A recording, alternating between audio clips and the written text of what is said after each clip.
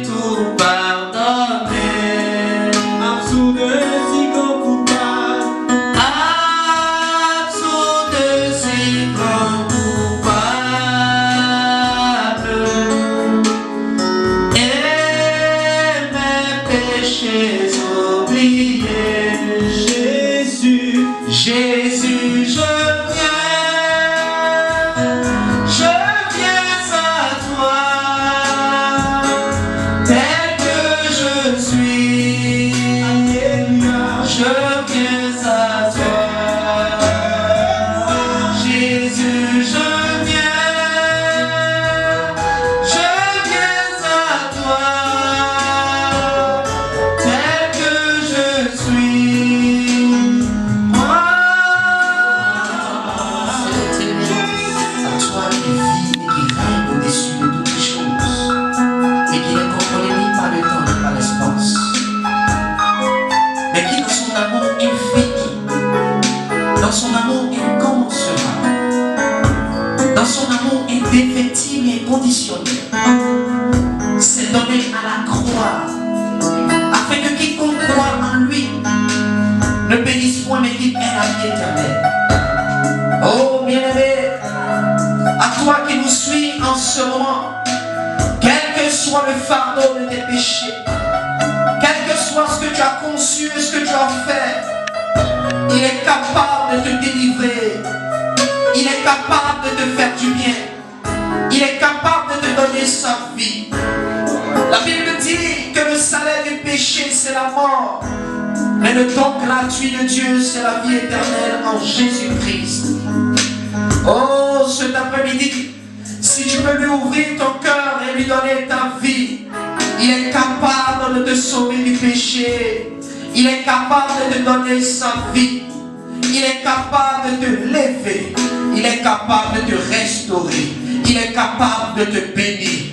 En ce temps de la Pâque, mon ami, je viens donner une parole à quelqu'un. Dis à quelqu'un que ce Dieu, il est capable de te sauver, capable de te bénir, capable de te restaurer, capable de t'affranchir du péché. Si nous parlons de la Pâque, nous parlons de la délivrance. Nous parlons de l'accomplissement aussi de la promesse de Dieu. Si nous parlons de la Pâque, nous parlons de la délivrance. Alléluia. Et je vois plusieurs personnes dire que la mort de Jésus à la croix, sinon la résurrection, ce n'est pas la Pâque. Alléluia. Que la Pâque, c'est lorsque Jésus-Christ, lorsque Dieu était en train de faire sortir Israël de l'Égypte. Bien-aimé dans le Seigneur, Jésus est mort à la croix pour nos péchés, c'est la Pâque. Il est mort à la croix pour nos péchés, c'est la Pâque. Être dans le péché, c'est un lien. Être dans le péché, bien-aimé dans le Seigneur, tu as besoin de délivrance. Tu as besoin de délivrance. Tu ne dois pas le lier. Alléluia. Jésus à la croix mourait sur la croix, c'était un grand accomplissement parce que sur la croix de Golgotha, la Bible dit qu'il a dit tout est accompli, bien-aimé dans le Seigneur.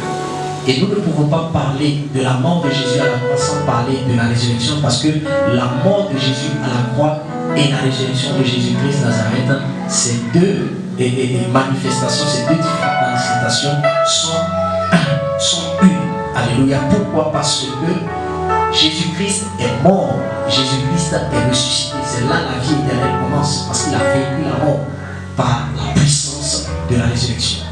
Alléluia. Nous parlons de la puissance de Dieu qui s'est manifestée. Quand on parle de Dieu, ça veut dire qu'il y a la puissance de Dieu qui est manifestée quelque part. Alléluia. Mais les deux grandes puissances qui ont été manifestées pour notre délivrance et pour notre salut, c'est la croix. À la croix, il y a la puissance de Dieu qui a été manifestée. À la résurrection, il y a la puissance de Dieu qui a été manifestée. Ces deux grandes puissances, c'est ce qui forme le salut. Alléluia. C'est ce qui nous conduit au salut. Parce qu'on ne peut pas parler du salut sans parler de Jésus-Christ crucifié et ressuscité. On ne peut pas parler du salut en parlant seulement de Jésus est mort à la croix. Il est mort à la croix, mais il est ressuscité. Parce que s'il n'y a pas de résurrection, ça veut dire qu'il n'y a pas de vie éternelle. Si Jésus-Christ n'est pas ressuscité, toi, tu vas dire que tu vas ressusciter par quoi? Ou tu vas faire comment pour ressusciter? Alléluia. Donc c'est important de comprendre ces choses parce que la Bible dit que ceux qui sont morts, oui, ceux qui sont morts dans le Seigneur, ils se reposent dans le Seigneur. Ils se reposent parce qu'un jour, ils vont ressusciter. Alléluia. Et ils vont vivre avec Dieu Alléluia. Et c'est cette image que Jésus-Christ de Nazareth nous présente lorsqu'il nous parle, lorsqu'il nous donne l'exemple de Lazare et le pauvre et de l'homme riche. La Bible dit dès que Lazare a fermé les yeux sur la terre, alléluia, la Bible dit qu'il s'est retrouvé dans le sein d'Abraham. Et lorsque l'homme riche a fermé les yeux sur la terre, il s'est retrouvé où? Il s'est retrouvé en enfer. Bien-aimé dans le Seigneur, la seule personne qui donne la vie, c'est Jésus-Christ de Nazareth. Alléluia. Et cet après-midi, je vais partager la parole de Dieu encore avec vous dans le livre de Luc chapitre 21, verset 25 à 32, Matthieu et Genèse chapitre 15, verset 12 à 14 et Exode chapitre 12, verset 30 à 36. Et Alléluia. Nous parlons de la prière de foi. Pourquoi la prière de foi? Pourquoi la prière de foi? La prière de foi parce que c'est cette prière que nous faisons selon la volonté de Dieu. Lorsque vous allez dans le livre de Matthieu chapitre 6 à partir du verset 9, à partir du verset 9, la Bible est claire. La Bible est claire. Alléluia. La Bible est très claire. Matthieu 6, à partir du verset 9 au verset 10. Regardez ce que la Bible dit. La Bible dit, et voici donc comment vous devez prier. Notre Père qui es aux cieux, que ton nom soit sanctifié, que ton règne vienne et que ta volonté soit faite sur la terre comme au ciel. Il dit, voici comment vous devez prier. Lorsque vous priez, vous appelez à la manifestation le règne, c'est-à-dire la puissance de Dieu. Et lorsque la puissance de Dieu est manifestée, la volonté de Dieu maintenant s'accomplit. Alléluia. La prière de foi, c'est celle-là qui amène la volonté de Dieu à s'accomplir. Selon dans la souveraineté de Dieu, nous savons que lorsque Dieu dit quelque chose, Dieu veille sur sa parole pour l'accomplir. Mais dans la relation avec Dieu, c'est-à-dire Père et Fils, nous devons savoir que Dieu aussi souvent veut que nous puissions lui demander certaines choses. Alléluia. Pas parce qu'il ne sait pas ce dont nous avons besoin, mais dans notre relation avec Dieu, nous devons demander.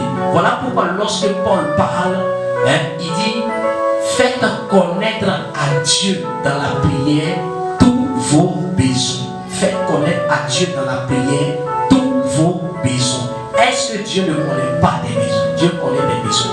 Est-ce que ce que Dieu a dit, Dieu n'est pas capable de l'accomplir? Mais pourquoi nous devons prier pour que la volonté de Dieu s'accomplisse? Alléluia.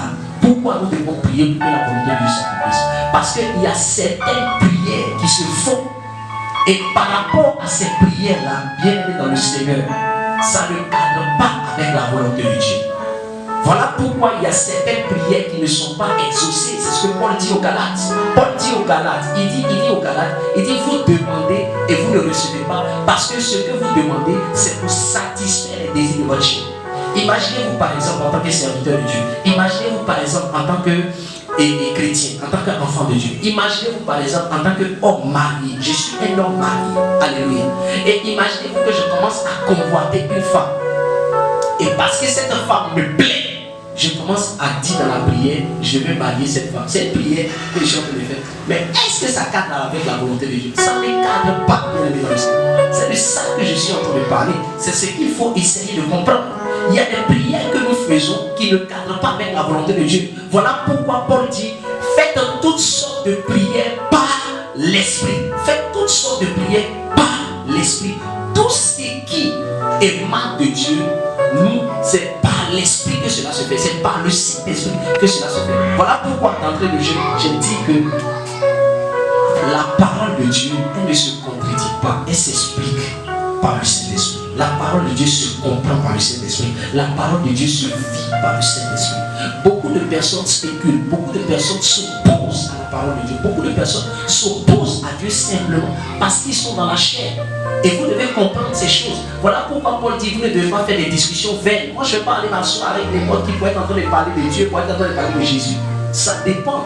Bien aimé dans le Seigneur, nous n'allons pas parler n'importe comment, non.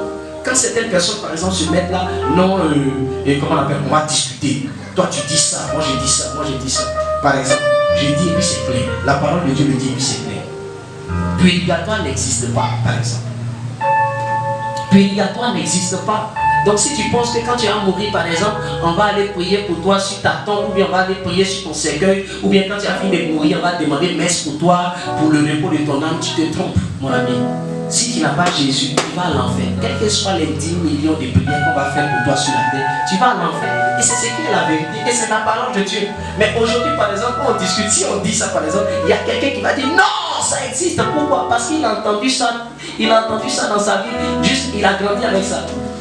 Il a grandi avec purgatoire. Il a grandi avec demander messe pour les morts. Il a grandi avec prier pour les morts. Donc, si tu lui dis que ça n'existe pas, il ne va pas accepter. Alors que la Bible nous dit, et puis la Bible est claire. La parole de Dieu est claire. C'est pourquoi j'ai dit que la parole de Dieu se comprend par le Saint-Esprit. La parole de Dieu se vit par le Saint-Esprit. La parole de Dieu s'explique par le Saint-Esprit.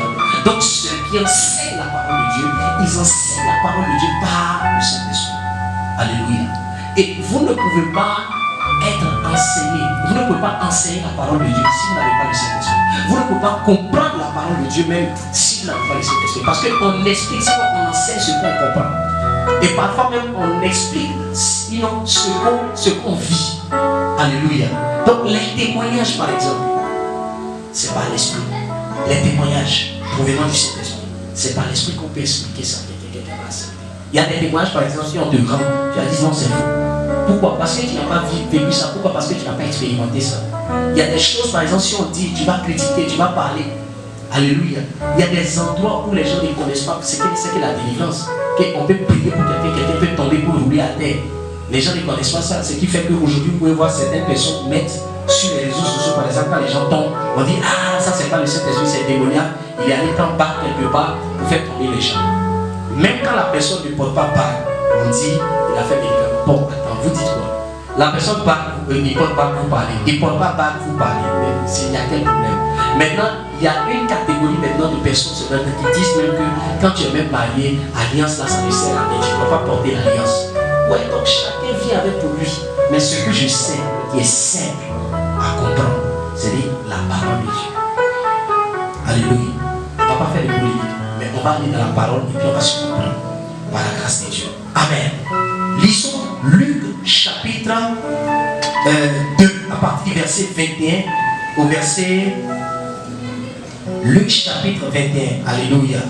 Oui, d'abord même, avant d'aller sur la parole, il dit quoi? Il dit, voici comment vous devez prier. Priez pour que la volonté, il dit, priez pour que la volonté de Dieu se fasse. Est-ce que Anne, pendant 20 ans, où elle cherchait un enfant, est-ce qu'elle priait selon la volonté de Dieu? Anne priait parce que, comment on appelle? Parce que Pénina avait des enfants, parce que Pénina la morfondait, parce qu'elle avait besoin d'avoir des enfants comme tout le monde. Mais elle est rentrée dans la volonté de Dieu. Elle a prié selon la volonté de Dieu lorsqu'elle a compris qu'elle devait demander à Dieu et que dans ce qu'elle demandait à Dieu, Dieu devait avoir quelque chose dedans. La volonté de Dieu devait être dedans. Et la volonté de Dieu à cette époque où Anne a commencé à demander cela, c'est dit cette époque-là, Dieu avait besoin d'un prophète. Donc elle dit à Dieu, Seigneur, donne-moi un enfant. Et l'enfant l'a décidé. Maintenant, comme Dieu, c'était la volonté de Dieu, dans la période d'avoir un prophète, il lui a accordé ce prière. Voilà pourquoi il y a certaines choses, par exemple, quand vous demandez à Dieu et Dieu résiste, ou quand vous demandez à Dieu et vous ne voyez pas les résultats, ou quand vous priez, vous jeûnez et il n'y a pas de résultats, il faut comprendre seulement qu'il faut chercher à discerner. Alléluia. Vous devez discerner, est-ce que c'est un découragement? Est-ce que c'est un abandon? Ou est-ce que ce que je suis en train de demander est basé sur la promesse de Dieu pour ma vie? Ou la promesse de Dieu? Ou ce que Dieu a dit dans sa parole? C'est très important. La deuxième des choses qu'il faut comprendre aussi dans la prière, c'est-à-dire qu'il faut savoir si est-ce que ce que je suis en train de demander, est-ce que ce n'est pas pour satisfaire ma chair? Parce que tout ce que Dieu fait, tout ce que Dieu te donne, c'est pour sa gloire, c'est pour sa volonté. Alléluia. C'est pour sa volonté. Alléluia. C'est pour sa volonté. Bien aimé dans le Seigneur, il faut comprendre ces choses. Alléluia. Arrêtez de vous fatiguer, de vous mélanger. Non, Jésus-Christ est crucifié, ressuscité, c'est pas ça la Pâque. Et la Pâque, c'est la délivrance de Dieu là. C'est la même chose. Quand on parle des Pâques, on parle de la délivrance. On parle de la délivrance. Alléluia. Loin dans l'Égypte, en Égypte, est-ce qu'ils pouvaient servir Dieu? Est-ce qu'ils pouvaient adorer Dieu? Ils étaient encore dans les biens. Voilà pourquoi il y a certaines personnes qui ne peuvent pas adorer, qui ne peuvent pas adorer Dieu, qui ne peuvent pas servir véritablement Dieu. Parce qu'ils sont encore dans les liens. Parce que le péché est encore attaché à eux. Parce que leur façon de voir la simplicité, à ne pas voir la simplicité de la parole de Dieu. Amen. Luc chapitre 2, à partir du verset 25 au verset 32. Alléluia. Si vous voulez, vous pouvez commencer à lire ce passage à partir du verset 21 au verset 32. Mais moi, je vais couper pour. Amen. Je viens à partir du verset 25 au verset 32. Amen. Il dit, la Bible dit, et voici, il y avait à Jérusalem un homme appelé Siméon. Cet homme était juste et pieux. Il attendait la consolation d'Israël. L'Esprit Saint était sur lui. Il avait été divinement averti par le Saint-Esprit qu'il ne mourrait point avant d'avoir vu le Christ du Seigneur.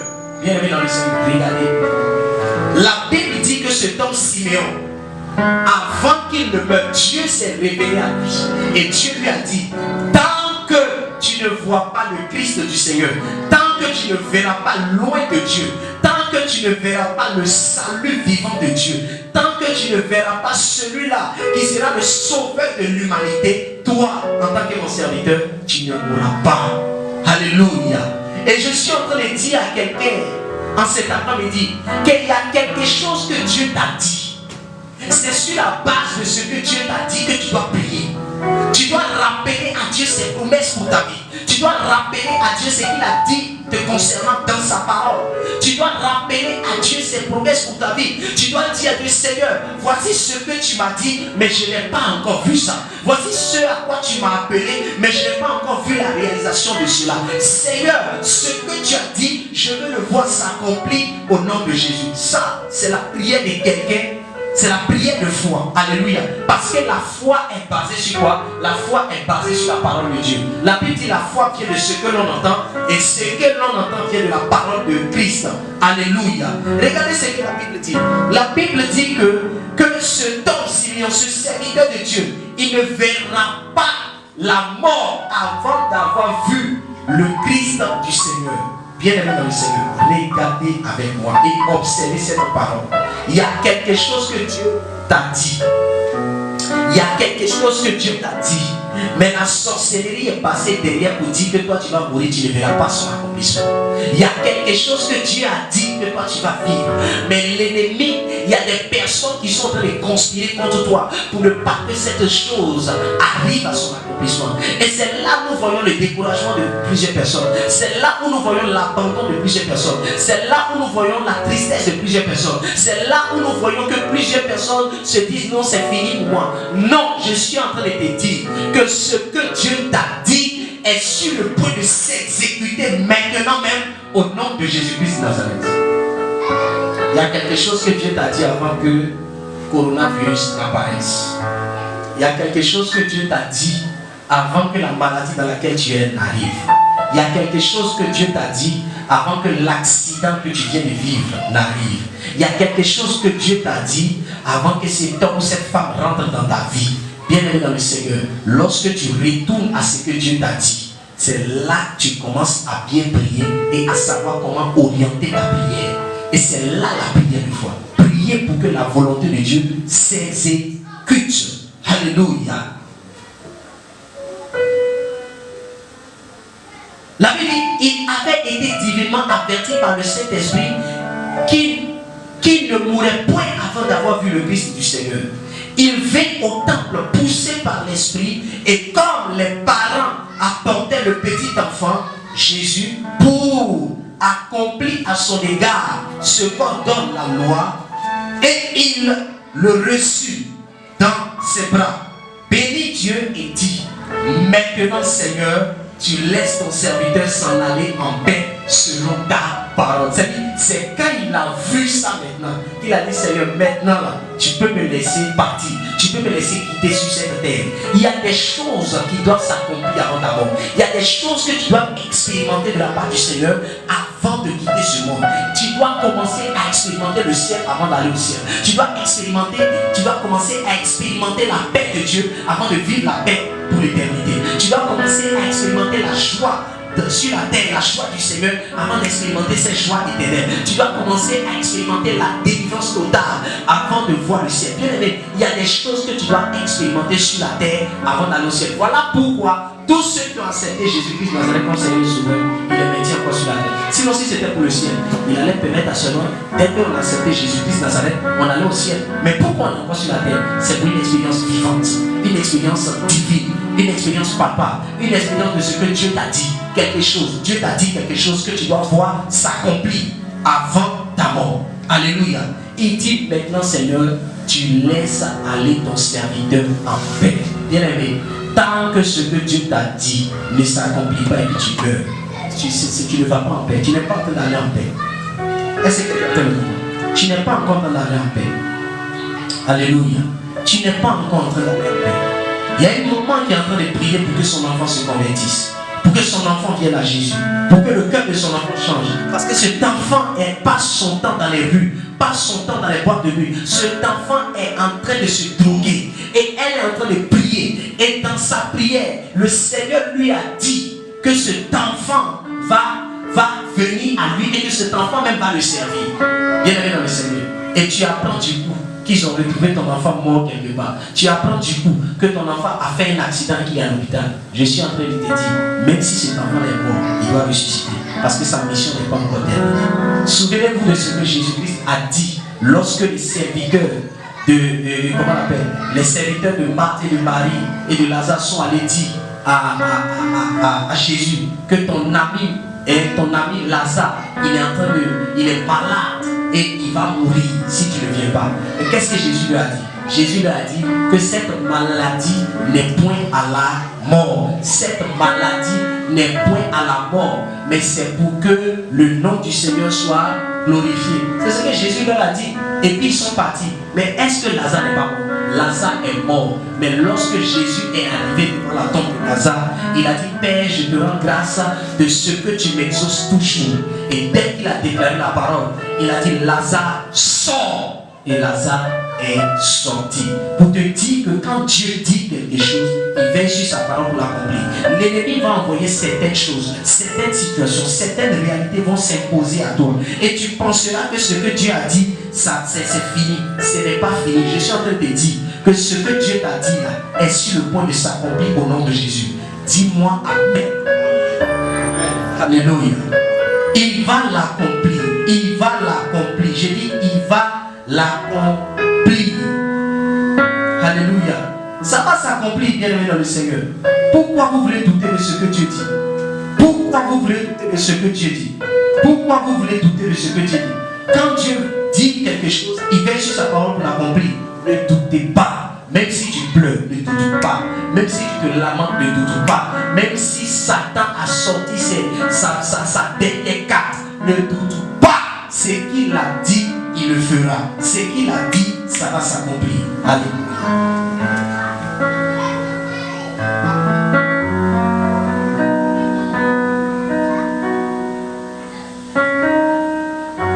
La Bible dit, il le reçut dans ses bras, bénit Dieu et dit, maintenant Seigneur, tu laisses ton serviteur s'en aller en paix selon ta parole, car mes yeux ont vu ton salut. Mes yeux ont vu ton salut.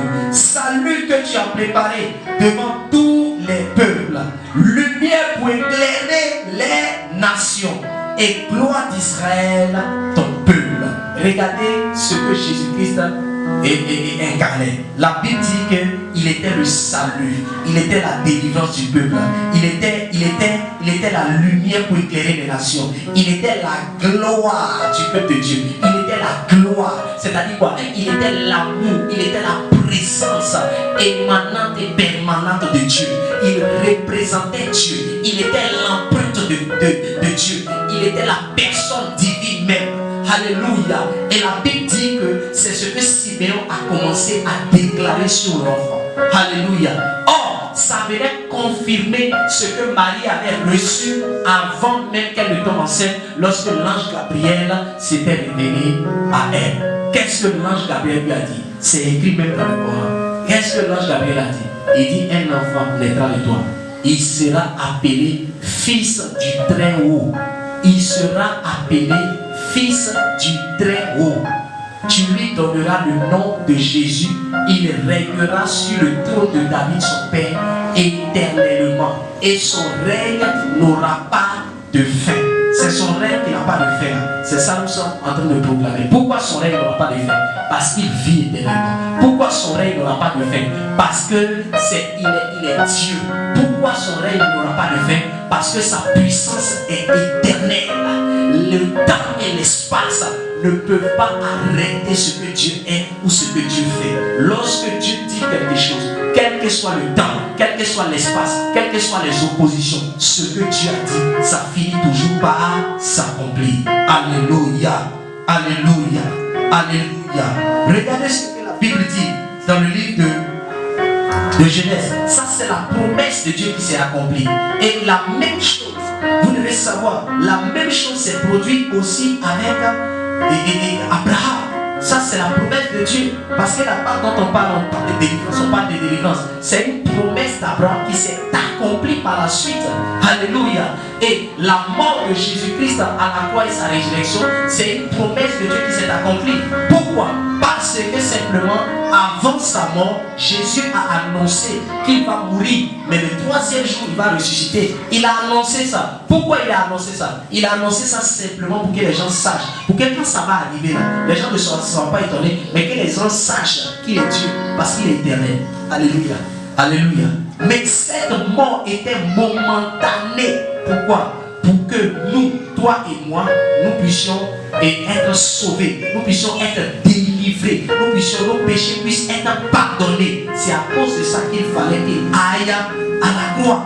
Alléluia. Lorsque vous allez dans la Bible, dans le livre de Genèse chapitre 15, alléluia, Genèse chapitre 15, à partir du verset 12 au verset 14, regardez ce que la Bible dit. La Bible dit: au coucher du soleil, un profond sommeil tomba sur Abraham. Et voici une frayeur et une grande obscurité vers la saillie. Et l'Éternel dit à Abraham: sache que tes descendants seront étrangers dans un pays qui... Ça, Dieu a parlé à Abraham. Alléluia. Dieu parle ici à Abraham. Dieu parle à Abraham. Dieu montre à Abraham ce qui va arriver dans la suite des temps. Dieu informe Abraham. Dieu dit à Abraham: ta descendance, alléluia, ta descendance va séjourner, alléluia, dans le pays d'Égypte, une nation étrangère, une nation qui ne leur appartient pas. Mais la Bible dit que là-bas, elle sera asservie, ton peuple sera asservi. Et après quoi, je jugerai la nation à laquelle elle était asservie et je la ferai sortir avec de grandes richesses. Regarde ce que Dieu a dit dans sa promesse. Mais la Bible dit que Dieu va permettre à Abraham d'engendrer Isaac. Isaac va engendrer Jacob. Jacob va engendrer 12 fils plus une fille du nom de Dina. Et parmi les 12 fils, il y a un, sinon l'avant-dernier fils, qui s'appelle Joseph. Et c'est ce Joseph qui sera vendu comme esclave en Égypte. Et arrivé en Égypte, il va devenir maintenant un homme influent, aimé de tous dans sa génération, béni de tous dans sa génération, ayant une position élevée dans sa génération. Mais après cette génération-là, la Bible dit que le pharaon qui va venir après, il ne connaissait pas Joseph. Et il va commencer à prendre les Juifs, il va commencer à prendre le peuple d'Israël qui est en Égypte, il va commencer à faire d'eux des esclaves. Alléluia. Jusqu'à ce que Dieu se révèle à Moïse maintenant pour dire: j'ai entendu les cris de mon peuple qui sont en Égypte et je suis descendu pour le délivrer. Donc la parole de Dieu, elle est infaillible. La parole de Dieu, elle se comprend et elle s'explique par le Saint-Esprit. Alléluia. Dieu parle à Abraham. Dieu dit à Abraham: oui, voici ce que je vais faire. Dieu lui montre. Mais en ce moment, il dit ta descendance. Alléluia. Il n'a pas dit quelle sera cette descendance. Est-ce que c'est son fils direct ou bien est-ce que c'est son petit-fils? Mais il dit ta descendance. Alléluia. Il faut comprendre la parole de Dieu. Alléluia. Lorsque Dieu parle, même quand on ne comprend pas ce que Dieu est en train de dire, il faut chercher quand même le vocabulaire de ce mot, l'explication des mots et comprendre qu'est-ce que le mot signifie. Et à partir de là, tu peux comprendre de façon naturelle ce que Dieu est en train de dire. Alléluia. Maintenant, la profondeur de ce que Dieu révèle, ça vient et ça émane du Saint-Esprit. C'est le Saint-Esprit qui peut nous expliquer cela, qui peut nous faire comprendre cela. Et je crois que par la grâce de Dieu, je suis en train de m'amener quelqu'un à comprendre que Dieu est dans sa parole et Dieu veille sur sa parole pour l'accomplir. Alléluia. Alléluia. Alléluia. Donc la réponse maintenant vient par Moïse. Alléluia. La réponse, c'est que ce que Dieu veut faire, ça vient par Moïse. Alléluia. Ça vient par Moïse. Dieu parle à Abraham. Et Dieu passe par ses enfants pour que les choses là s'exécutent. Il met Isaac au monde. Isaac met Jacob au monde. Jacob met 12 fils au monde, dont un s'appelle Joseph, qui est vendu par ses propres frères et qui est envoyé en Égypte. Et c'est à partir de là maintenant que l'asservissement, sinon, comment on appelle, l'esclavage du peuple d'Israël va commencer par cette nation qu'on appelle l'Égypte. Alléluia. Et ils ont été asservis. Et la Bible dit, après cela maintenant, Dieu va se révéler à Moïse dans le désert pour lui dire d'aller libérer Israël de la main du Pharaon et des Égyptiens. Nous lisons la parole dans le livre de Exode chapitre 12. Nous sommes aujourd'hui le 12 avril et nous sommes dans Exode chapitre 12. Alléluia. 12. J'aime 12. Lorsque vous lisez la parole de Exode chapitre 12 à partir du verset 1er au verset 12, vous allez voir ce que le Seigneur est en train de dire ici. Amen. Mais je veux commencer la Bible, je veux commencer à lire la parole dans le livre de Exode chapitre 12 à partir du verset 30 au verset 36. Alléluia. 30 à 36. La Bible dit, Pharaon se leva de nuit, lui et tous ses serviteurs, et tous les Égyptiens, et il eut de grands cris en Égypte, car il n'y avait point de maison où il n'y eut un mort. Dans la nuit, Pharaon appela Moïse et Aaron et leur dit, levez-vous, sortez du milieu de mon peuple, vous et les enfants d'Israël. Vous et les enfants d'Israël, allez, servez l'Éternel comme vous l'avez dit. Oui, ça veut dire quelqu'un qui est dans les liens du péché, quelqu'un qui est dans l'esclavage ne peut pas servir Dieu. Ce n'est pas possible. L'Égypte, c'est le symbole du monde. L'Égypte, c'est le symbole du monde. Alléluia. Et pour servir Dieu, il faut d'abord accepter Jésus-Christ comme Seigneur et Sauveur. C'est là que ça commence. Regardez ce que la Bible dit. La Bible dit, allez et servez. Il dit, allez et servez l'Éternel comme vous l'avez dit. Alléluia. Ça veut dire que plusieurs années, ils veulent servir le Dieu, mais ils ne pouvaient pas. Pourquoi? Parce que Pharaon les empêchait. Pourquoi? Parce que Pharaon les emmenait. Lui voulait que ses dieux soient servis. Il voulait qu'ils fassent comme eux. Il voulait qu'ils vivent comme eux. Bien aimés dans le Seigneur. Il y a des choses que tu as envie de faire pour Dieu, mais tu n'arrives pas. Pourquoi? Parce qu'il y a des liens sur toi. Ces liens-là, tant qu'elles ne sont pas brisées, tu ne pourras pas servir Dieu. Alléluia. Tu ne peux pas servir Dieu tant que tu es dans le péché. Ce n'est pas possible. Ce n'est pas possible. La Bible dit, prenez vos brebis et vos bœufs, comme vous l'avez dit. Allez et bénissez-moi. Les Égyptiens pressaient le peuple et avaient hâte de le renvoyer du pays, car ils disaient, nous périssons tous. Le peuple emporta sa patte avant qu'elle fût levée. Il enveloppait les pétrins dans leurs vêtements et ils les mirent sur leurs épaules. Les enfants d'Israël firent ce que Moïse avait dit et ils demandaient aux Égyptiens des vases d'argent, des vases d'or et des vêtements. L'Éternel fit trouver grâce au peuple aux yeux des Égyptiens qui se rendit à leur demande et ils les dépouillèrent. Alléluia.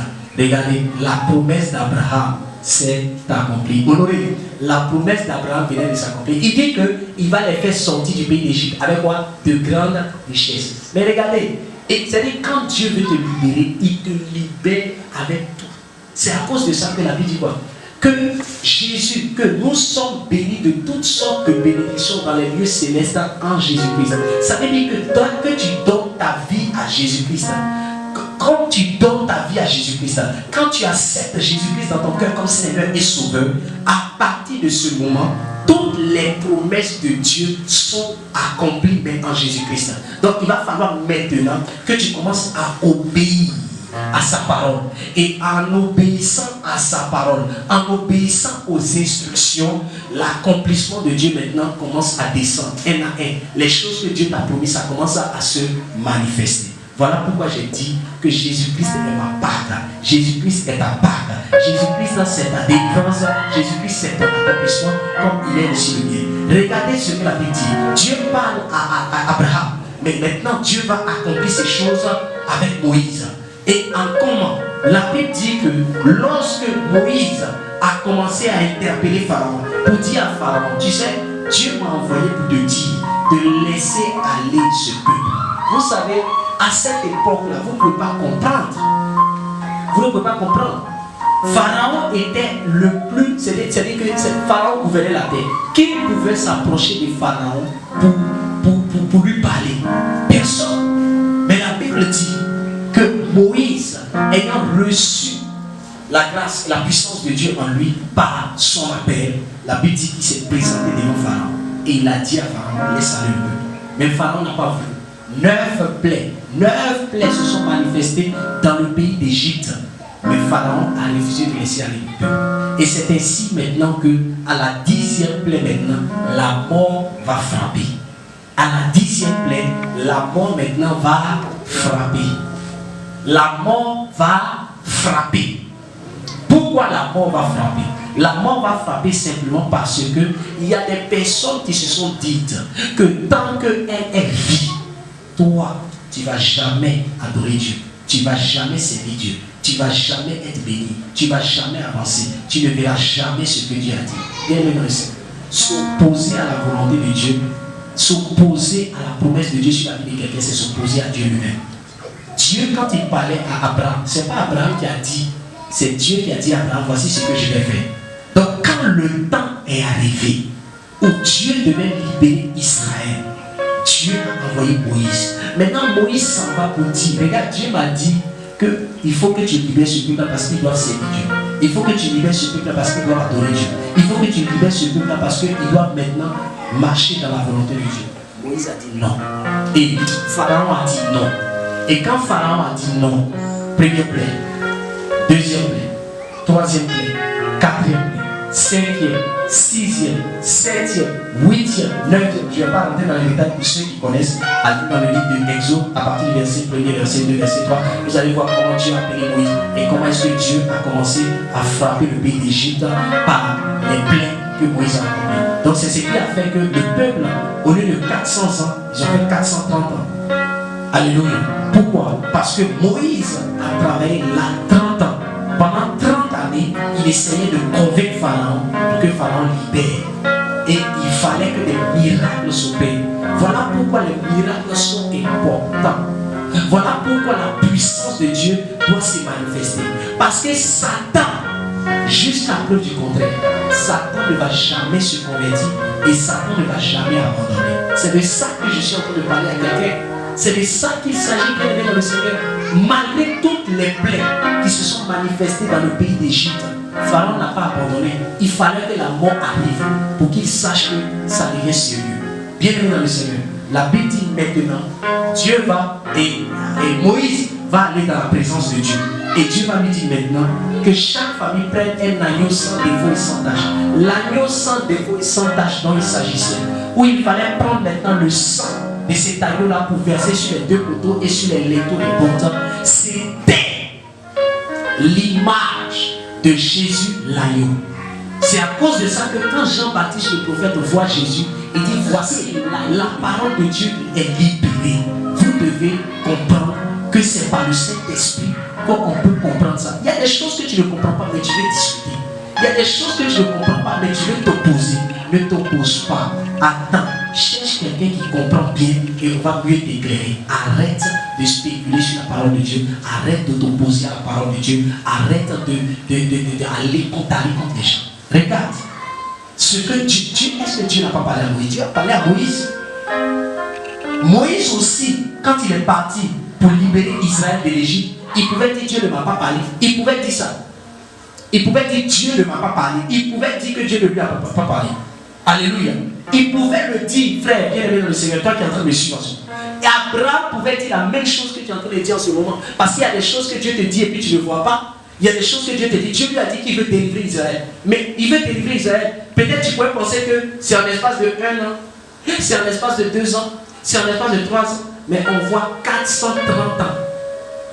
On voit 30 ans se sont ajoutés. Ça veut dire que si 30 ans se sont ajoutés, ça veut dire que Moïse a travaillé en Égypte pour que Israël sorte de l'Égypte. Moïse a travaillé 30 ans. Donc il y a eu 30 ans de ministère là en Égypte. Pour que Israël sorte de l'Égypte. Amen. Amen. Regardez quelque chose. Donc c'est à cause de ça que vous devez comprendre. Il y a des choses que Dieu t'a dit. Mais tu penses que parce que Dieu m'a dit ça, en même temps il va le faire. Non, c'est une promesse de Dieu. Et tu dois prier par rapport à ça. Tu dois te disposer par rapport à ça. Il y a plusieurs personnes à qui Dieu a parlé. Mais quand Dieu leur a parlé, au lieu d'avoir la foi dans ce que Dieu a dit, de prier par rapport à ce que Dieu a dit, de se disposer par rapport à ce que Dieu a dit, ils se sont détournés de ce que Dieu a dit. Ils ont commencé à faire autre chose. Bien aimé dans le Seigneur, lorsque Dieu te parle ou lorsque Dieu t'informe de ce qu'il veut faire, ça veut dire que Dieu attend ton attention. Dieu veut que tu te disposes. Et quand vous regardez Moïse, vous allez voir que Moïse s'est disposé. Disposé de chez disposé. Il était vraiment disposé. Pourquoi il était disposé? Il était disposé parce que c'est dans cette disposition-là, dans la prière, dans la consécration, que Dieu parlait à Moïse pour dire à Moïse, fais telle chose. Et quand il faisait ça, il y avait des plaies qui descendaient. Quand il faisait ça, il y avait des plaies qui descendaient. Au fur et à mesure, chaque fois qu'il y avait des plaies, et Pharaon avait une tendance de se repentir, mais il ne se repentait pas. Pharaon avait une tendance de libérer le peuple, mais il ne voulait pas libérer le peuple.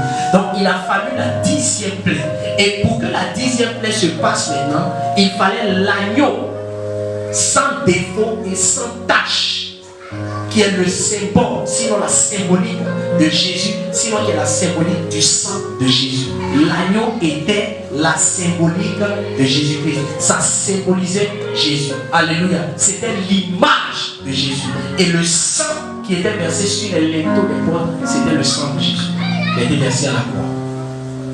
Bien aimé dans le Seigneur, regardez là, qu'est-ce qui va se passer? La Bible dit que Moïse a donné des instructions. Il dit, si la maison dans laquelle vous tuez l'agneau, vous immolez l'agneau, elle est trop petite, prenez-le avec un voisin proche. Bien aimé dans le Seigneur, il y a plusieurs choses que je veux que tu comprennes. Il y a des choses que tu dois comprendre. Lorsque tu rentres dans la prière, il y a des instructions que Dieu va te donner. Et c'est en suivant ces instructions que tu vas voir maintenant l'accomplissement.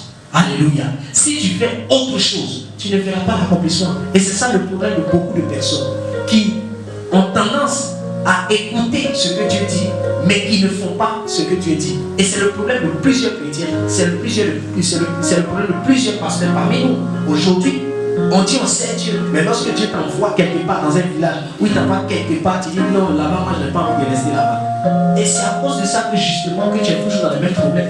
Est-ce que là où tu es en train de servir Dieu, là où tu as commencé l'église, est-ce que c'est là Dieu veut? Dieu te veut. Est-ce que c'est là Dieu te veut? Si ce n'est pas là-bas, réponds-toi et change de voie.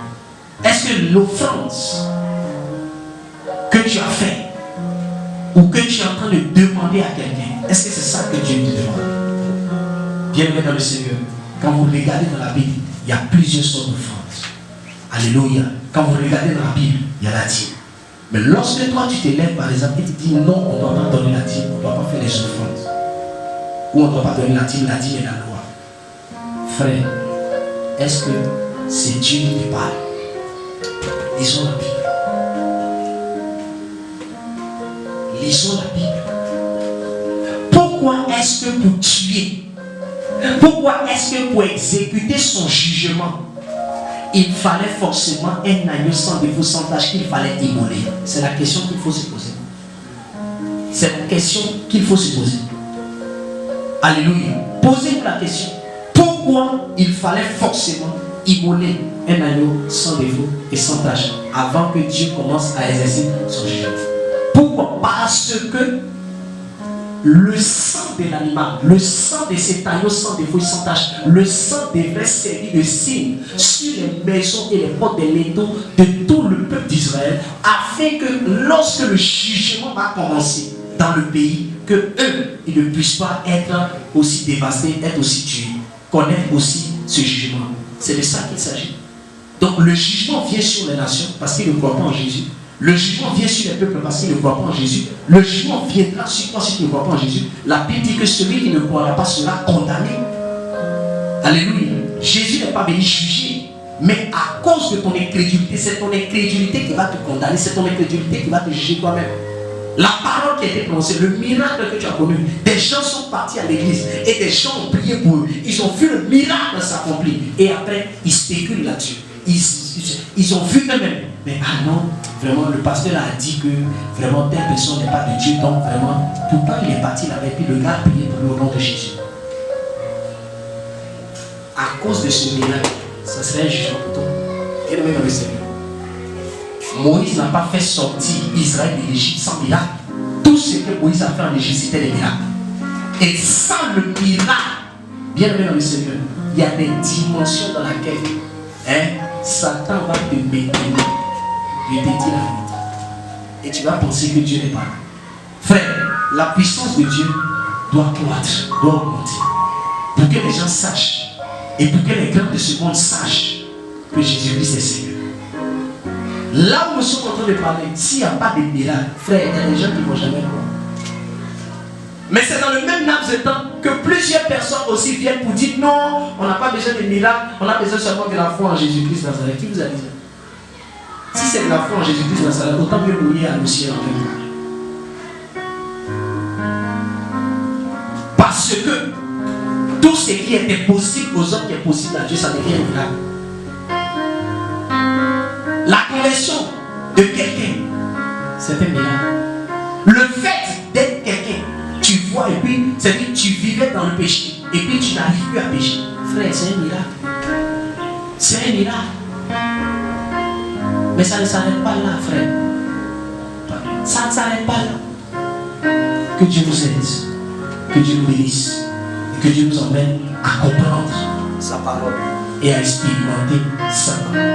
Si Dieu a dit et que Dieu a fait, c'est que ce qu'il a dit, il va le faire. Il dit en mon nom, ils chasseront les démons. En mon nom, ils guériront les malades. Ils imposeront les malades et les malades seront guéris. Pourquoi y a-t-il des guérisons aujourd'hui et l'on spécule là-dessus?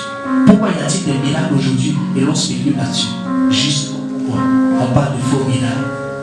Bien aimé, il y a faux miracles et puis après miracle. Il ne faut pas confondre tout le monde. Il y a faux miracles et puis après miracle. Et arrêtez de fatiguer les gens. Où on est actuellement, avec ce que la sorcellerie est en train de faire, bien aimé dans le Seigneur, nous on a besoin de voir la puissance de Dieu. Si toi tu ne crois pas dans ça, moi je crois dans ça. Alléluia. Ce que Moïse a fait pour faire sortir Israël de l'Égypte. Pharaon, c'est quelqu'un qui il représentait Satan sur la terre, mon ami. Sortir Israël de la main de Satan, ce n'était pas du jeu. Les maladies incurables que vous voyez, les paralytiques, les pauvres, les gens qui sont dans des situations, il y a des personnes, quand tu les regardes, toi, tu sais que normalement, ce n'est pas sa place. C'est qui vit là, normalement, il ne va pas vivre ça. Mais il dit ça pourquoi? Parce que Satan n'est pas notre camarade. Satan est venu détruire, il est venu tuer, il est venu faire le mal. Maintenant, vous entendez ces choses et vous pensez que quoi? Si une puissance n'est pas au-dessus de lui, comment est-ce qu'elle n'est pas manifestée? Comment est-ce qu'on saura? Mais Nicodème, quand il a rencontré Jésus, il a dit quoi à Jésus? Il a dit, nul ne peut faire ce que tu fais si Dieu est avec lui. Ça veut dire qu'il y a des choses qui doivent se faire en tant que chrétien. Il y a des manifestations que tu dois connaître, que tu dois expérimenter. En tant que chrétien, en tant qu'enfant de Dieu. Alléluia. C'est très important de comprendre ces choses. Alléluia. Même les démons même confessent. Ils disent quoi? Nous on connaît Jésus et on connaît Paul. Mais vous, on ne vous connaît pas. Ça veut dire que les démons aussi doivent te connaître. Ils doivent savoir qui tu es. Alléluia. Oui. Ce n'est pas. Un homme ne peut pas me définir. Un homme ne peut pas me définir. Un homme naturel ne peut pas me définir, ce n'est pas possible. C'est un homme de Dieu qui peut te définir, qui peut savoir qu'à telle personne, c'est un homme de Dieu. Pourquoi? Parce que quand on a le même esprit, quand on a l'esprit de Dieu, on est différent. Alléluia. Regardez tout ce que Moïse a fait en Égypte. Regardez tout ce qu'il a fait en Égypte pour que Pharaon libère. Et l'agneau sans défaut et sans tache qui a été immolé, la Bible dit que la même nuit a frappé. La mort a frappé.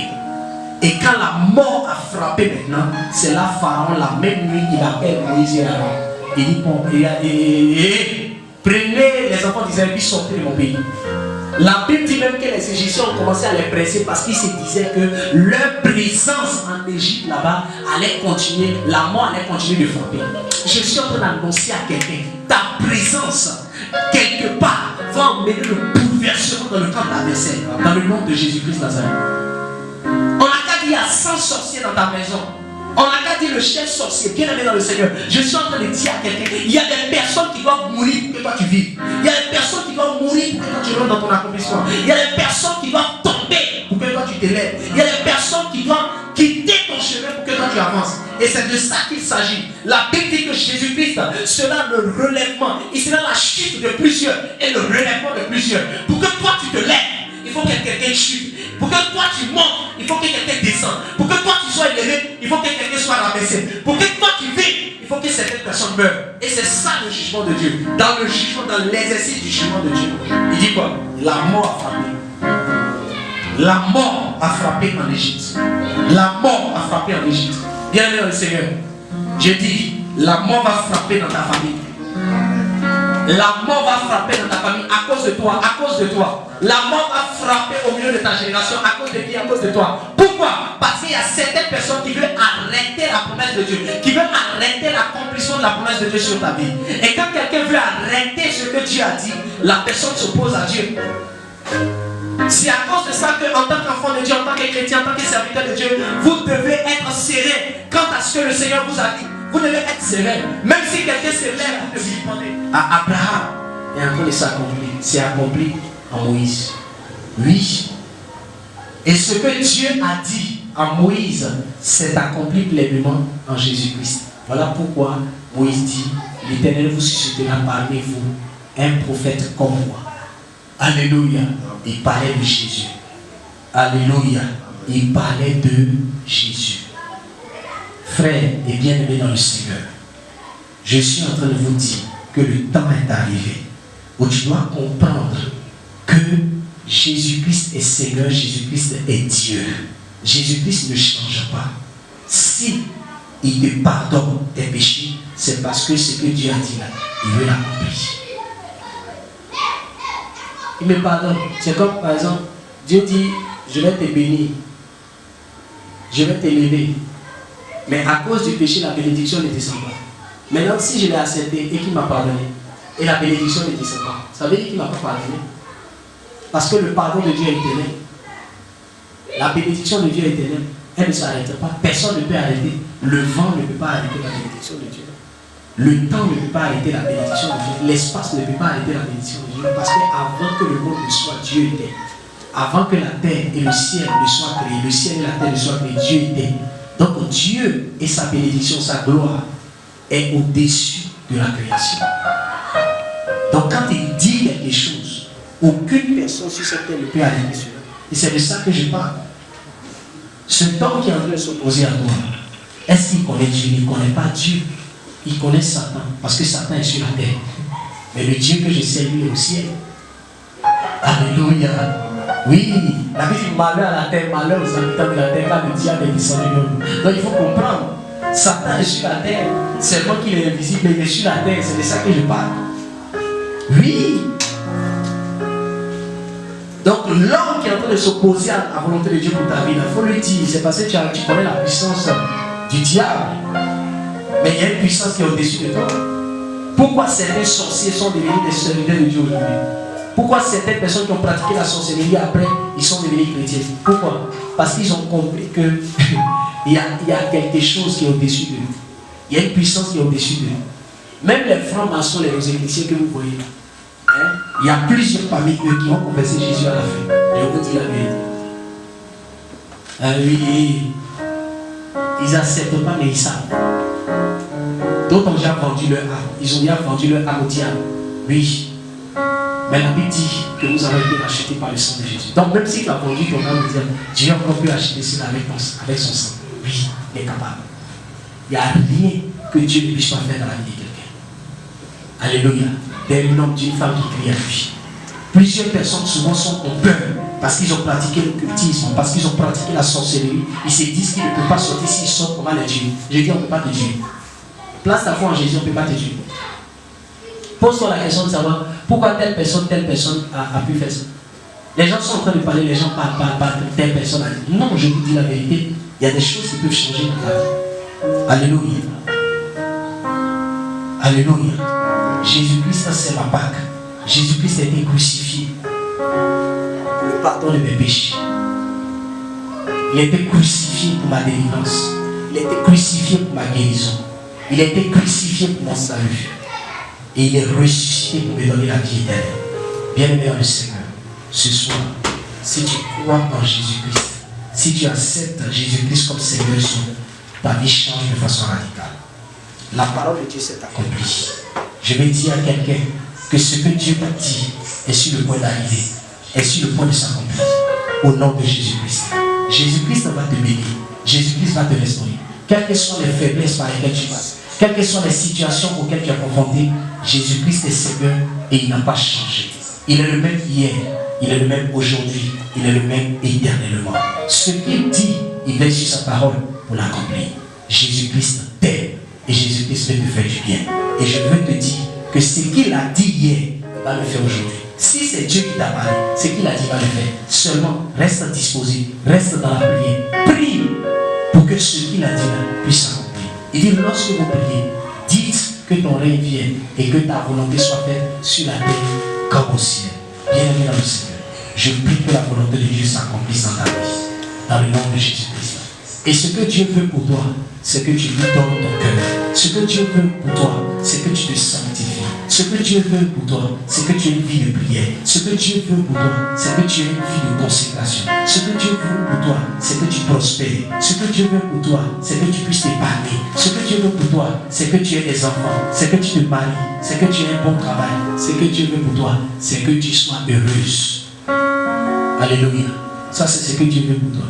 Donc, il ne faut jamais mettre ce qui est mal dans ta vie, il ne faut jamais le coller à la volonté de Dieu. Dieu n'a jamais souhaité ce qui t'arrive. Dieu, ce qu'il veut pour toi, c'est la délivrance. Alléluia. Mais il a besoin seulement que Dieu le fasse. Que Dieu le bénisse. Que sa grâce soit sur vous. Au nom de Jésus-Christ Nazareth. Alléluia. Aussi il fera. Rien n'est impossible à notre Dieu. Il est capable. Aussi il fera. Il est capable. Aussi il fera. Il est capable, aussi il fera. Rien n'est impossible à Jésus-Christ. Il est capable, aussi il fera. Rien n'est impossible à Jésus-Christ. Il est capable, aussi il fera. Il est capable.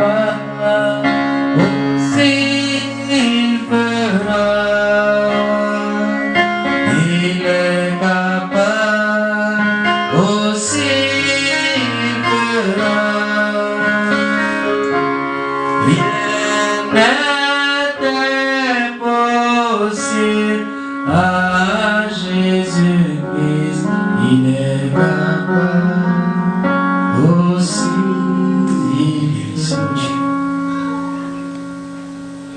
Que le Seigneur étende sa main sur toi là où tu es.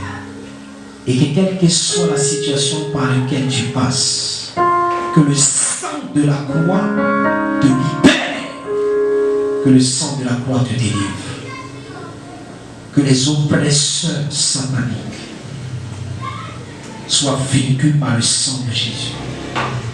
Que le serpent ancien, l'accusateur, soit vaincu par le sang de Jésus. Que toute accusation portée contre toi soit annulée, soit révoquée au nom de Jésus-Christ. Que tout décret qu'ils ont pris vis-à-vis de toi, vis-à-vis de ta destinée, vis-à-vis de ta famille, que ce décret soit révoqué au nom de Jésus-Christ. Tu ne mourras pas, mais tu vivras. Tu ne mourras pas, mais tu vivras. Dans le nom de Jésus-Christ Nazareth. Ils ont dit qu'avant 60 ans, tous les membres de la famille meurent. Ils ont dit avant 50 ans, les membres de la famille doivent mourir. Ils ont dit dans ta famille, les gens ne se marient pas. Ils ont dit dans ta famille, les gens n'enfantent pas. Ils ont dit dans ta famille, les gens ne prospèrent pas. Ils ont dit dans ta famille, les gens sont toujours pauvres. Mais je suis en train de t'annoncer, Jésus-Christ crucifié, ressuscité est capable de te restaurer. Reçois ta restauration par le sang de Jésus. Reçois ta délivrance par le sang de Jésus. Reçois ta victoire sur l'ennemi par le sang de Jésus. Que toutes les dominations et les autorités qui s'élèvent contre toi, qu'ils fléchissent au nom de Jésus-Christ. Et que le sang de la croix rachète ton âme, rachète tes bénédictions au nom de Jésus-Christ Nazareth. Seigneur, merci pour ta fidélité, ton amour. Merci pour l'accomplissement que tu as donné au travers de la parole. Merci pour l'onction qui a été relâchée. Et merci pour la prière que nous avons faite. Nous croyons que ceux qui ont entendu et ceux qui ont reçu la prière, quelque chose s'est déjà passé dans leur vie. Tu ne sortiras pas de ce confinement tel que tu es entré, mais tu sortiras béni. Tu sortiras avec de l'espoir. Tu sortiras avec la paix.